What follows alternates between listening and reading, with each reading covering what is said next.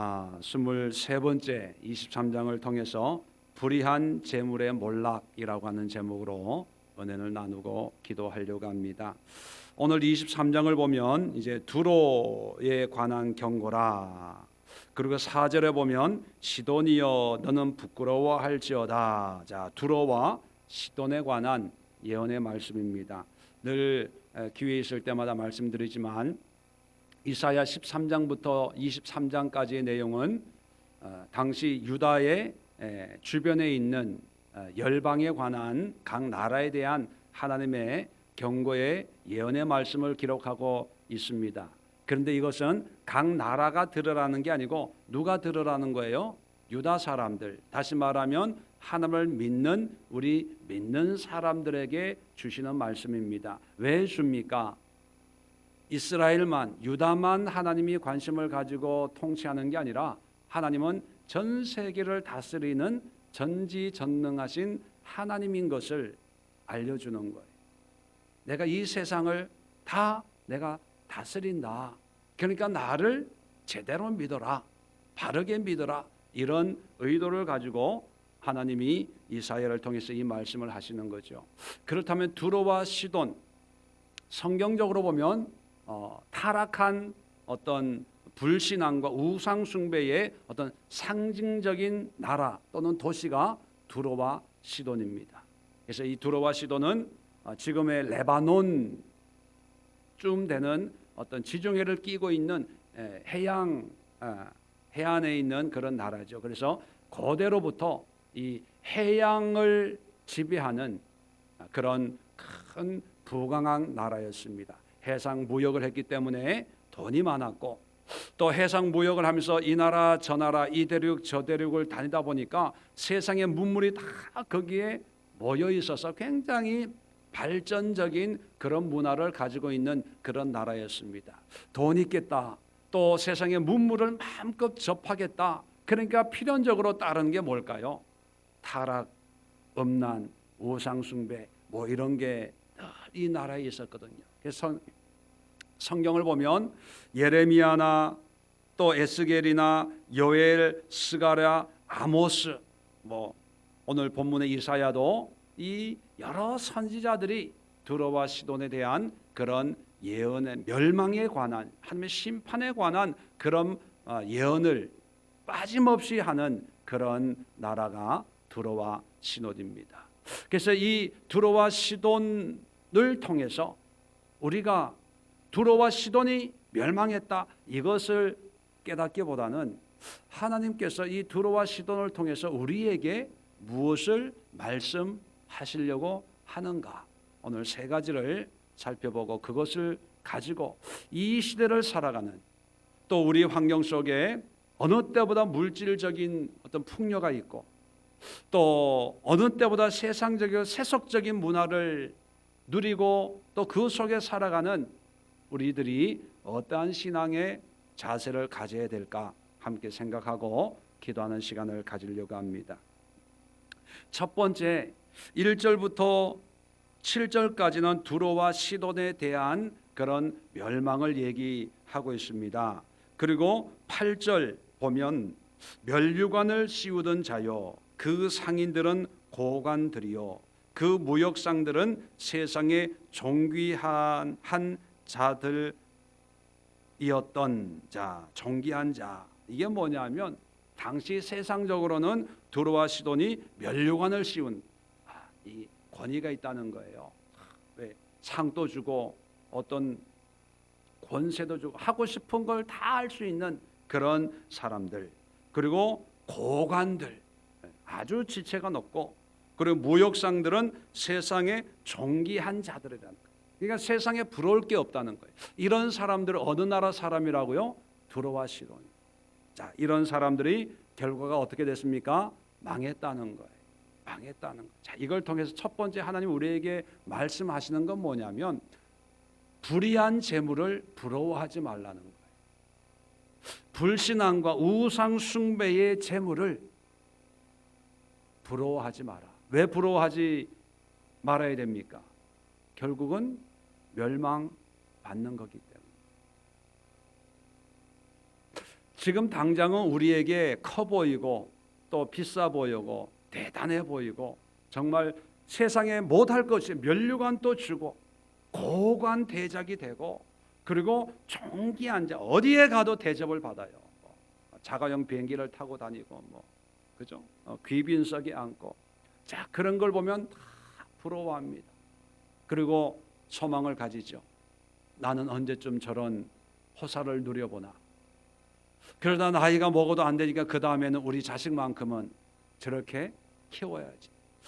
이게 보통 사람들이 가지고 있는 마음일 수 있지만 하나님은 우리에게 부러워하지 말라는 거예요. 잠언 24장 1절에도 너는 악인의 형통함을 부러워하지 말며 그와 함께 있으려 하지도 말지어다.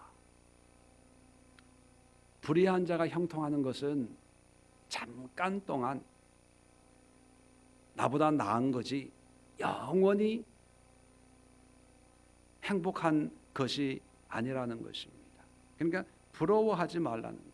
여러분 시편 37편을 한번 열어보십시오. 시편 37편에 이 불의한 사람들의 이 형통함을 우리가 어떻게 바라봐야 될까?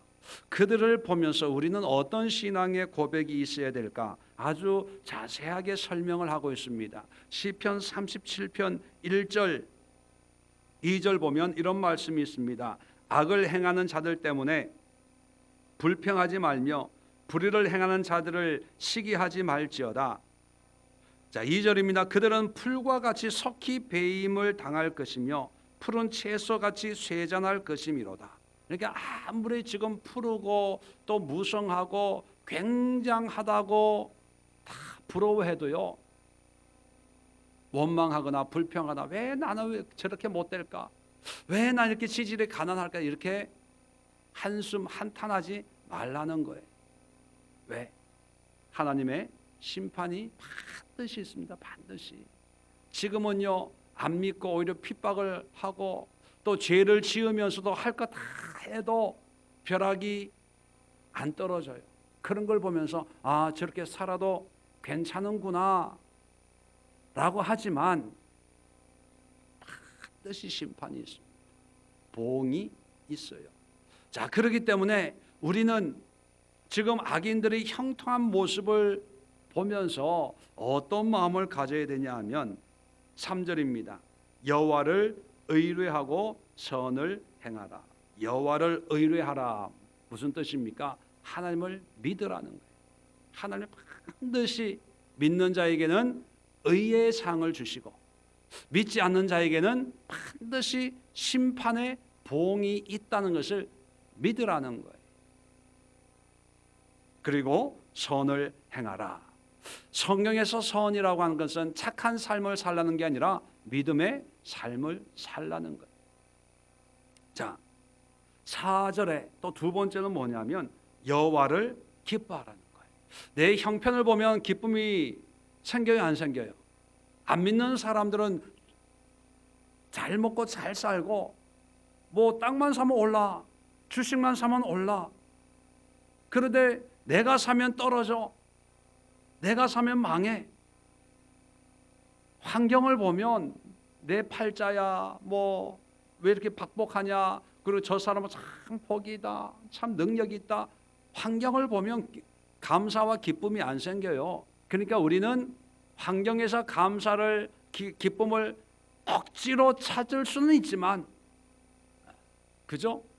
범사에 기뻐하라, 범사에 감사해라, 말씀 때문에 감사합니다 하지만 속에서는 감사할 거리가 있어요, 없어요? 없어요.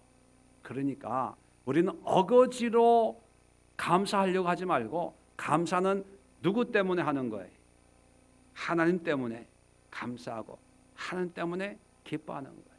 하나님 속에만 들어가면 정말 감사할 것이 많고 기뻐할 것이 많은 거예요. 그래서 범사에 감사하라는 것은요, 범사가 감사할 만한 조건이 되어서 감사하고, 항상 기뻐하라고 하는 말씀은 항상 기쁠 일이 생겨서 항상 기뻐하라는 게 절대로 아니에요. 그리고 말씀드린 것처럼 기뻐할 수 없는 환경에서 내가 억지로 믿습니다 하하호호 하라는 게 아니에요.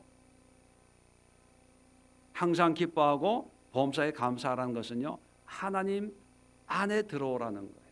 하나님 안에서 하나님으로 기뻐하고 하나님 때문에 감사하고 하나님 때문에 즐거워하라는 거예요. 여러분, 내 환경과 상황과 관계없이 항상 환경 속에서 기뻐하고 즐거워할 수 있는 사람은요, 하나님이 필요 없는 사람이에요. 그 사람은 굉장한 어떤 정신적인 수준을 가지고 있는 사람입니다. 근데 우리가 다 그렇게 도가 통한 사람들처럼 누가 칼로 찔러도 할렐루야 감사합니다. 사기를 쳤는데도 아유 그래요 나눠 먹죠, 뭐 가서 잘 술 드시고 뭐 이렇게 도박하시고 하십시오. 그럴 사람이 어디 있겠습니까?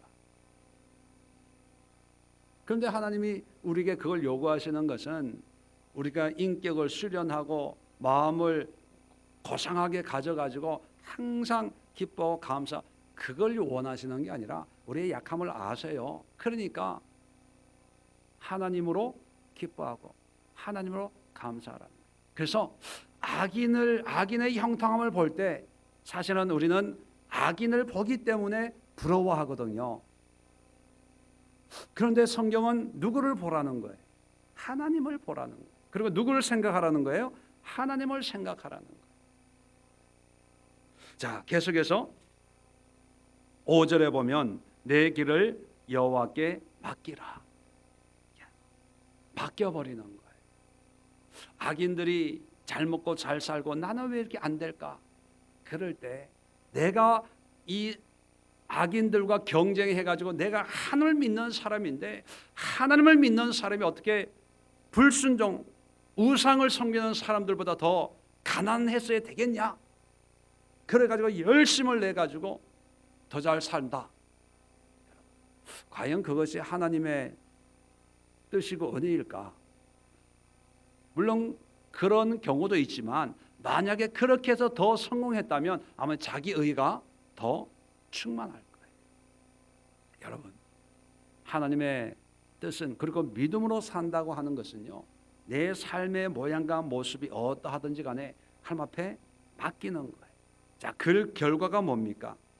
그를 의지하면, 하나님을 의지하면 누가 이루시고요? 하나님이 이루시고, 하나님이 이루세요. 하나님이 인도하신다는 것입니다. 그래서 6절에 내 의를 빛같이 나타내시며 내 공의를 정오의 빛같이 하시리라. 하나님이 영광 받으신다는 것입니다. 마지막으로 7절에 보면 여호와 앞에 잠잠하고 참고 기다리라. 자, 악인의 형통함을 볼 때 원망 불평하지 말고 어떻게 하라고요? 하나님 앞에 잠잠하라는 거예요. 원망 불평하지 말고 와 좋겠다. 나는 언제쯤 저런 집에 살아보나, 또 저렇게 해보나. 그렇게 하지 말고 잠잠히 기다리라는 거예요. 교회를 목회하면서 지금 한 번도 사모한테 뭐 이런 얘기 저런 얘기하면서 야, 저 교회 참 좋겠다. 저 목사님 참 좋겠다. 큰 목사님 좋은 건물 뭐 이런 거 보면서 한 번도 그렇게 얘기해 본 적이 없어요. 왜요? 하나님이 이루실 거니까, 하나님이 하실 거니까. 그리고 저는 하나님만 바라보고 하나님만 의지하고 하나님의 뜻 가운데 살아가니까 부러울 게 없는 거예요. 요즘에 계속 8시 뉴스에 나오는 교회 등록 교인이 13만 명이래요. 13만 명. 와. 여러분, 그런 목회하는 목사님이 되는 게 하나님의 축복일까요? 이름도 없는 저기 김포 구석에 성모리에 있는 십자가 탑 하나 없는 그 교회 목회하는 김 목사가 더 행복할까요? 누가요? 남의 얘기로 그렇게 쉽게 대답하는 거 아니에요. 자기 인생 아니라고. 여러분, 악인의 형통을 부러워하면 감사가 없어지고 하나님의 인도함을 경험할 수가 없고요. 그리고 하나님이 행하시는 경륜을 체험할 수 있는 기회가 없어지고, 악인의 형통을 부러워하면요, 그 삶은 자기 삶이 아니라 그 악인의 삶이 되는 거예요. 그 사람이 이렇게 했으니까 나도 이렇게 하고, 그 사람이 이렇게 살았으니까 이렇게 하고. 목사님들이 모여서 무슨 세미나 뭐 이런 걸 많이 하지 않습니까? 뭐 전도 세미나 그런 거를 가자고 이렇게. 요즘에는 제가 워낙 안 가니까 뭐 연락도 없고 오라는 데도 없고 뭐 그렇습니다. 근데 몇 년 전까지만 해도 뭐 목사님들 모임 뭐 이런 모임을 많이 했거든요. 뭐 봄 가을로 뭐 그런 노회한다 무슨 세미나다 그러잖아요.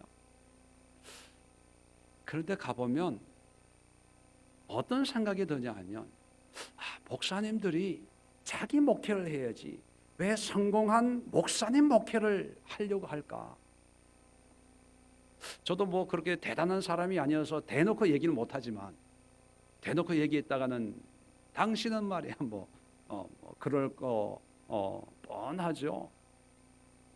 하나님이 주의 종으로 부르셨다면 한 사람 한 사람을 통해서 하실 일들이 있을 텐데, 그리고 10가지 가운데 9가지는 좀 모자라도 한 가지를 보시고 교회를 맡기고 사역을 맡기고 또 믿음을 은사를 주었을 텐데, 그거는 내팽개쳐 놓고 이 목사님이 이렇게 해서 부흥을 했다고 해가지고 개척교회 100명 돌파 뭐 특별 세미나 뭐 해서 이렇게 했더니만 저렇게 했더니만. 그래서 교회 개척을 했을 때요, 몇몇 사람들이 저한테 목사님 영어 학원을 하세요, 영어 가르친다 그러세요. 그럼요, 젊은 엄마들이요 애들 데리고 교회로 와요. 영어 성경 공부를 한다고 그렇게 광고를 하세요. 뭐 별 아이디어를 다 줘요. 어느 교회는 보니까 그걸로 부흥을 했다는 거예요. 그분에게는 그걸로 하나님의 부흥의 은혜를 주셨는지는 모릅니다. 그런데 저는 물론 또 그걸 통해서 하나님이 영광 받을 수도 있겠죠. 그러나 내 마음에 감동이 없으니까 제가 감동받은 건 그게 아니니까. 아무리 뭐 개척했는데 100명 1년에 100명이 됐고 매년 뭐 50명 60명이 전도가 되고 교회를 건축을 하고 이전을 하고 뭐 이래도요 별로 부럽지가 않더라고요. 그저 우리 교회가 좋고 상가교회, 조그마한 교회, 또 그런 교회를 섬기는 우리 성도들이 귀하고 자랑스럽고 늘 기쁘고 감사하고, 하나님만 보면 생각하면 하나님이 하나님의 시간에 하나님의 방법으로 뭔가 하실 것 같은 기대와 소망이 있는 거예요. 여러분, 악인의 형통함을 부러워하지 마십시오. 그리고 그 악인의 형통함을 보고 자책하지 마세요. 저 사람은 왜? 그런데 나는 왜? 그러지 마세요. 반드시 하나님이 심판하십니다. 하박국을 보면 선지자인 하박국도 세상을 보면서 어찌하여 하나님 왜 악인들이 의인을 핍박합니까? 하나님 앞에 원망합니다. 그래서 하나님이 무슨 말씀을 하시는지 내가 성내에서 지켜보리라. 아예 마음을 단단히 먹고 하나님 앞에 항의를 합니다. 그럴 때 하박국 2장에 보면 하나님이 말씀하시면서 2장 마지막 절에 그렇게 말씀하지요. 하나님은 성전에 계시니 그 앞에서 뭐 할지어다? 잠잠할지어다. 그리고 3장에 노래해요. 외양간에 송아지가 없어도 소출이 없어도 먹을 것이 없어도 나는 여호와로 인하여 즐거워하리라. 이게 고백이. 여러분, 악인의 형통함을 볼 때 세상에 대해서 잠잠하고 나는 여호와로 인하여 감사하고 즐거워하는 것. 시편 다윗의 고백과 똑같잖아요. 그렇다면 이게 하나님의 뜻이구나 깨닫고 악인의 형통함을 부러워하지 마시고 시편 37절 말씀하고 있는 것처럼 하나님을 바라보고 함께 의탁하고 하나님께 기도하고 감사하고 그리고 잠잠히 하나님의 때를 기다리는 그런 우리의 모습이 될 수 있도록 함께 기도하는 시간 갖도록 하겠습니다. 두 번째, 오늘 성경을 계속해서 본문을 보면 8절에 두로에 대해 누가 이 일을 정하였느냐. 이 일이라고 하는 것은 심판하는 거예요. 멸망하는 거예요. 누가 이렇게 굉장한 이 나라 사람들을 이렇게 흔적도 없이 날려버렸냐, 이렇게 얘기하는 거죠. 거기에 대한 대답이 9절입니다. 만군의 여호와께서 그것을 정하신 것이라. 모든 누리던 영화를 욕되게 하시며 세상의 모든 교만하는 자가 멸시를 받게 하려 하심이라. 누가 하셨다고요? 하나님이 하셨다는 거예요. 그래서 두 번째 우리가 깨달아야 될 것은 모든 판단은 하나님 몫이라는 거예요. 우리가 볼 때 저 사람은 성공이다, 나는 실패다. 또 우리가 볼 때는 저 사람은 부자다, 나는 가난하다. 우리가 볼 때는 저 사람은 건강하다, 나는 약하다. 이렇게 판단하지 않습니까? 그런데 여러분, 하나님의 판단은 틀려요. 요한복음 우리 공부했잖아요. 9장에 날 때부터 소경된 사람을 고쳐 주시고 나중에 뭐라 그럽니까? 보는 사람들이 오히려 소경이다, 이렇게 얘기를 해요. 또 심령이 뭐한 자가 천국을 소유합니까? 가난한 자가. 우리는 뭔가 이렇게 부자여야 된다고 생각을 하는데 오히려 하나님은 역설적이에요. 가난해야 천국을 소유한다고 얘기합니다. 바울은 자기 육신이 약함 때문에 어떻게 됐다고요? 약함이 곧 뭐다? 강함이다. 우리는 강한 것이 강함이라고 생각을 해요. 그런데 하나님 안에서는요, 약한 것이 강한 거예요. 그러니까 세상에선 세금 많이 내는 사람이 나보다 부자예요. 나보다 세금 많이 내는 사람, 그죠? 근데 하나님의 기준은 틀려요. 그러니까 우리가 하나님을 믿는 사람들이기 때문에 우리는 모든 판단은 하나님이 하시고 하나님이 정하시고 하나님이 최종 결정을 내리기 때문에 우리는 누구의 판단을 의지해야 됩니까? 그런데 대부분은 누구의 어떤 판단을 의지하고 그렇게 살아가요? 사람들, 세상의 판단이에요. 세상의 판단. 법으로도 대법원 판결이 제일 중요한 거예요. 어제 뉴스를 보니까 사랑의 교회 오정현 목사님이 장로교 목사가 아니다 하는 것이 대법원에서 상고를 했는데 파기 환송을 시켰어요. 그건 뭐냐면 장로교 사랑의 교회 담임 목사가 될 자격이 없다고 고등법원에 다시 재판하라고 대법원까지 올라갔다가 내려보냈어요. 아니, 세상 사람 누구나 오정현 목사는 사랑의 교회 담임 목사 한심 의심도 없었어요. 지금 10몇 년을 목회하고 있었어요, 담임 목사로. 그런데 교회 문제가 터지고 보니까 한국의 담임 목사 취임하는 그 모든 게 서류가 다 가짜였던 거예요. 미국에서 다른 교회에서 안수를 받았는데 한국에 오면 장로교 무슨 통합인가 총신 쪽에 이제 가입을 해가지고 거기서 안수를 받아야 그 교회 교단 소속인 사랑의 교회 담임 목사가 되는 거예요. 그런데 그 과정을 다 가짜로 한 거예요. 가짜로. 그래서 그걸 알고 노예에다가 재판하니까 노예는 뭐 가제는 개편이니까. 그래서 사회법정에 재판을 하고 1심, 2심은 담임 목사 자격이 있다 이렇게 판단을 했어요. 근데 대법원에 가가지고는 여기 문제가 있다. 다시 심사해라. 1심, 2심을 파기하고 다시 고등법원으로 돌려보낸 거예요. 누구 판단이 중요하기 때문에 대법원 판단. 1심, 2심은 별거 아니에요.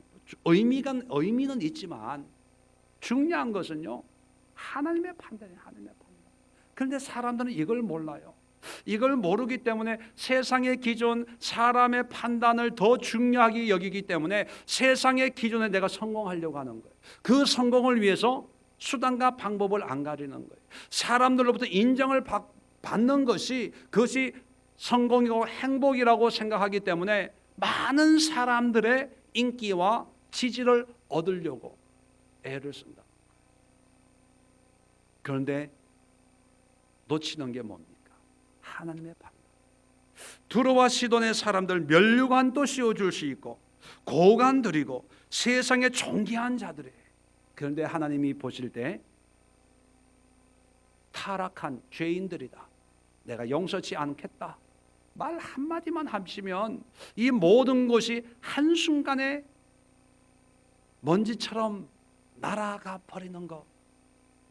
그것이 이 세상의 기준과 판단입니다. 이런 덧없는 것을 붙들고 아둥바둥하고 어떤 사람이 여기에 목숨을 걸어요. 이게 안 되면 한강으로 가고요. 춥지도 않은데 연탄불 피우고요. 뭐 우울증 걸리고요. 참 안타까워요. 안타까워.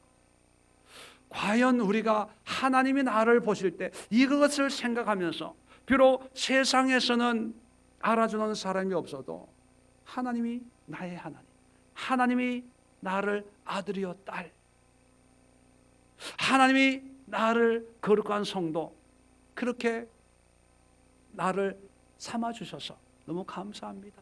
그렇게만 그런 은혜만 회복이 되면요, 여러분 하나님의 자녀가 되면 상속자가 돼요. 상속자가 되면 모르겠습니다. 그 이건희 아들 이재용 부회장이 상속을 몇 천억을 받는지는 몇 조를 받는지는 잘 모르겠지만 이건희 아들이 상속을 더 많이 받겠어요? 하나님 아들이 상속을 더 많이 받겠어요? 대답해 보세요. 뭐 받아야 받는 거죠. 뭐 비교가 안 되는 비교가. 그런데 왜 이재용이를 보면서 아우 잘생겼다. 저는 사위 좀 삼았으면. 여러분 판단은 하나님이 하세요. 하나님의 판단에 합당한 삶을 살면 되는 거예요. 마지막 세 번째, 오늘 본문에는 안 나오지만 재미있는 말씀이 있습니다. 15절 보십시오. 15절 보면 이런 말씀이 있습니다. 그날부터 두로가 한 왕의 연한같이, 한 왕의 연한 어떤 기간이 있습니다. 70년 동안 잊어버린 바 되었다가, 자, 잊어버렸다는 것은요, 이제 하나님의 심판 가운데 세상에서 사라졌다는 거예요. 70년이라고 하는 것은 어떤 숫자적인 어떤 기간이라기보다는 7이라고 하는 것은 하나님의 특별한 숫자거든요. 하나님의 계획이 있는, 하나님의 뜻이 있는, 그것의 10배니까 하나님이 정해놓은 어떤 기간, 하나님의 섭리가 있는 그 기간 동안 심판과 고난을 받는 거예요. 자, 그러다가 70년이 찬 후에 두로는 기생의 노래같이 될 것이라.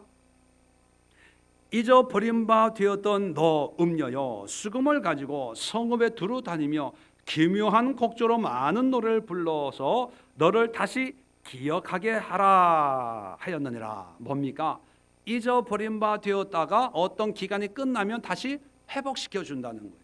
사람들이 기억을 할 수 있도록 회복시켜 주는데 참 재밌는 표현을 합니다. 그 회복을 기생의 노래같이 될 것이라. 그리고 기묘한 곡조로 많은 노래를 불러 너를 기억하게 하라. 자, 이게 어떤 뜻이냐면 해석은 여러 가지가 있습니다. 그러나 공통적인 것은 뭐냐면 기생, 또는 기묘한 곡조는 뭐냐면 사람들의 마음을 사는 거예요. 기생들이 노래를 부르는 것은 자기가 기뻐서 부르는 게 아니라 앞에 앉아있는 사람 기분 좋게 하려고 하는 거죠. 기묘한 곡조라고 하는 것은 뭐 요즘 말로 하면 테크닉이 있는 그런 노래를 부르는 거예요. 그건 뭐냐면 사람들의 마음을 살려고 하는 거예요. 인기를 얻으려고. 왜? 옛날의 영화를 회복하려고 사람들의 마음을 사면서 너를 다시 기억하게 될 거라는 거예요. 자, 17절에 70년이 찬 후에 여호와께서 두로를 돌보시리니, 돌본다는 것은 뭐예요? 다시 조금 회복시켜 주는 거, 은혜를 베풀어 주는 거예요. 자, 돌보시리니 그가 다시 값을 받고 지면에 있는 열방과 음란을 행할 것이며 그 무역한 것과 이익을 거룩히 여호와께 돌리고 간직하거나 쌓아두지 아니하리니 그 무역한 것이 여호와 앞에 사는 자가 배불리 먹을 양식 잘 입은 옷감이 되리라. 뭡니까? 하나님이 은혜를 베푸셔서 조금 회복시켜 주는데, 그러면 하나님 앞에 감사해야 되잖아요.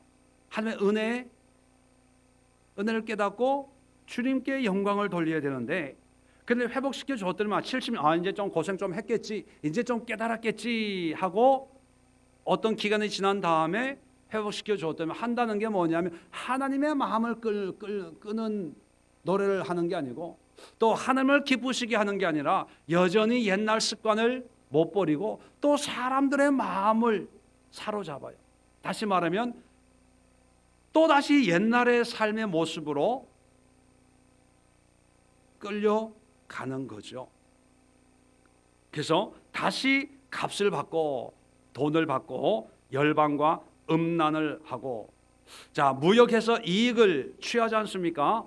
그걸 하나님께 돌리지 않고 하나님 앞에 사는, 이 하나님 앞에 산다고 하는 것은 하나님을 믿는 사람들이 아니라 하나님의 목전에 하나님이 살아 계시는데도 그 앞에 그냥 이렇게 사는 사람들의 배불리 먹을 양식과 잘 입을 옷감이 된다는 거예요. 그러니까 사치한다는 거예요. 자기가 벌어가지고 또 지가 먹고 지 옷 입고 그렇게 한다는 거예요. 다시 말하면 하나님이 진노의 심판을 해서 70년 동안 고생을 시켰다가 다시 은혜를 주어서 회복시켰는데 변화됐다 안 됐다?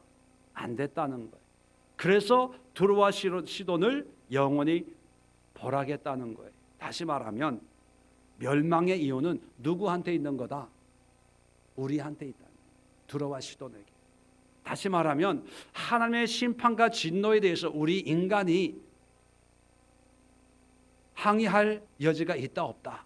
없다. 멸망의 이유는 우리에게 있다. 너한테 있는 거예요. 지금 유다를 향해서 말씀하고 있습니다. 유다에게 얼마나 많은 하나님이 은혜를 베풀어 주셨습니까? 그죠?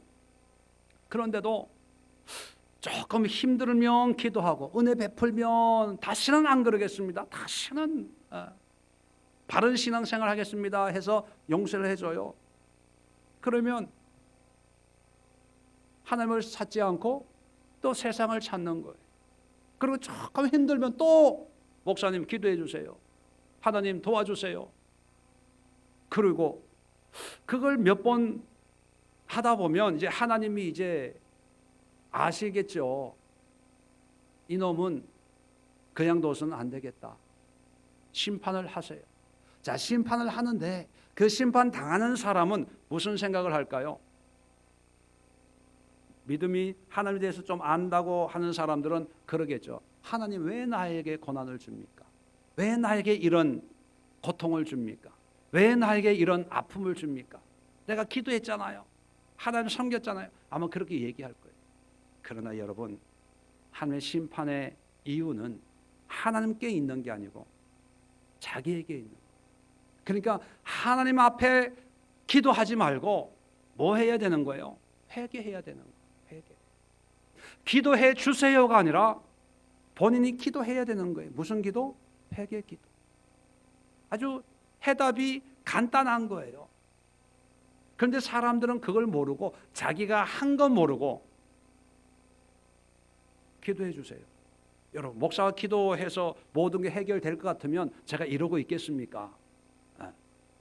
뭐가 돼도 됐지요. 집도 사고 차도 사고 땅도 사고 했죠. 빌딩도 올리고. 그 문제는 목사가 기도해 주고 안 주고의 문제가 아니라 본인의 문제. 어떤 문제입니까? 하나님이 살아오면서 은혜를 베풀어 주었어요. 본인은 알 거예요. 그리고 잘 모를 수 있지만 곰곰이 생각해 보면 하나님의 은혜 없이는 지금 이 모습으로 여기까지 올 수 없음을 아마 웬만한 사람들이면 아마 깨닫게 되겠지요. 그런데도 하나님의 심판과 징계의 채찍이 있다라고 하면 그 모든 이유는 어디에서 찾아야 됩니까? 본인에서 찾아야 돼요. 왜요? 본인이 두로와 시돈의 모습이기 때문에. 자, 이 글을 읽고 있는, 이 말씀을 듣고 있는 유다에게 하는 얘기예요. 그러니까 너희들이 하나님 우리나라를 지켜주냐 안 지켜주냐, 우리를 축복하냐 안 축복하냐, 우리를 아수르 손에서 또 바벨론 손에서 애굽의 손에서 왜 안 지켜줍니까? 이 나라를 보호 왜 안 해줍니까? 이렇게 하지 말라는 거예요. 이런 기도 이제 하지 말고 뭐 하라는 거예요? 회개라, 회개. 하나님이 얼마나 많은 은혜를 너한테 베풀었냐. 그런데 그때뿐이고 조금 배부르고 등 따시면 네가 먹었잖냐. 여기 배불리 먹을 양식. 돈 좀 벌면 배 채우고 뭘 먹을까? 오늘은 어디 가서 먹을까? 오늘은 양식, 내일은 중식, 한정식. 오늘은 백화점 갈까? 뷔페 갈까? 그리고 백화점 뭐 세일하냐? 옷 사 입고. 그러다가 조금 어려우면 하나님 축복해 주시면, 이 사업, 이 계약 뭐 해주시면, 이 문제 막아주시면 하나님 주님을 위해서. 이 사기꾼들아, 회개해라. 그거예요. 사실 여러분, 우리끼리 얘기지만 지금까지 하나님의 은혜 안 받아봤습니까? 다 받아봤잖아요. 문제는 뭐냐면 하나님이 우리의 기도에 응답을 안 하시고 은혜를 안 주셔서 우리가 그 은혜에 합당한 삶을 못 사는 게 아니라, 사실 문제는 누구한테 있는 거예요? 우리한테 있는 거예요. 어떤 분이 저보고 그래요. 목사님 설교를 들으면 새로운 걸 깨닫는데요. 그래서 너무 좋대요. 그래서 제가 그랬어요. 깨닫기 위해서 설교하는 게 아니라 그렇게 살도록 하기 위해서 설교하는 거니까 감동만 받지 말고 그렇게 사십시오. 제가 그랬어요. 순종 좀 하십시오. 순종하라고 설교하는 거지, 모르는 거 이렇게 해석해주고 풀어주고 깨닫게 해서 알게 하기 위해서 설교하는 게 아닙니다. 깨닫기만 하니까 그렇게 사는 거예요. 이 얘기까지 하려다가 차마 그 얘기까지 못하고 여러분, 이 두로와 시돈을 보면서 우리는 이 모습이 결국은 누구의 모습이다? 나의 모습이다. 이걸 깨달아야 됩니다. 이거 우리 남편 들어야 되는데, 이거 우리 아내 들어야 되는데, 이거 누구 들어야 되는데가 아니라 바로 우리의 모습입니다. 바벨론이나 아수르나 애굽의 멸망, 그리고 유다의 멸망, 북이스라엘 멸망, 그런 걸 보면서 우리는 우리 신앙을 되돌아봐야 됩니다. 오늘 이 시간 기도할 텐데요, 기도하면서 우리의 삶 가운데 불의한 삶을 살지만 우리보다 조금 나은 삶을 산다고 부러워하고, 또 성공이라고 생각하고 행복할 거라고 추측하는 이 하나님 앞에서 이 불신앙적인 이런 모습을 다 내어버리고 세상의 기준으로 살지 말고 하나님, 판단하시는 분은 하나님이신데 과연 지금의 나의 모습은 하나님 보시기에 합당한 모습인가? 하나님 보시기에 천국을 소유하고 하나님의 자녀의 삶을 살기에 합당한 그런 모습인가? 한번 생각해 보시고, 지금까지 하나님의 징계에 채찍이 있었다면 그 모든 이유가 나에게 있음을 깨닫고, 또 지금 그런 상황 속에 있다면 누구 탓하지 말고 나의 불신앙과 불순종과 또 교만함이라는 것을 깨닫고 주님 앞에 나아가서 철저하게 회개하고, 회개했으면 그 다음에 우리의 삶에 합당한 행동이 뒤따라야 됩니다. 우리의 삶을 말씀에 순종할 수 있도록 한 구절 한 구절 지식적으로 알고 넘어가는 그런 신앙, 그런 예배, 그런 말씀이 아니라 이 말씀으로 살아갈 수 있는, 그래서 우리의 삶이 세상 사람들이 보기에는 어떠할지 모르지만 그러나 하나님 안에서는, 그리고 주님의 판단 가운데서는 존귀한 자의 삶을 살아갈 수 있도록 하나님 믿음을 주시고 또 그러한 삶으로 인도해 달라고, 그리고 살아갈 수 있기를 선포하고 고백하는 기도를 함께 들을 수 있기를 바랍니다. 기도하겠습니다. 좋으신 하나님,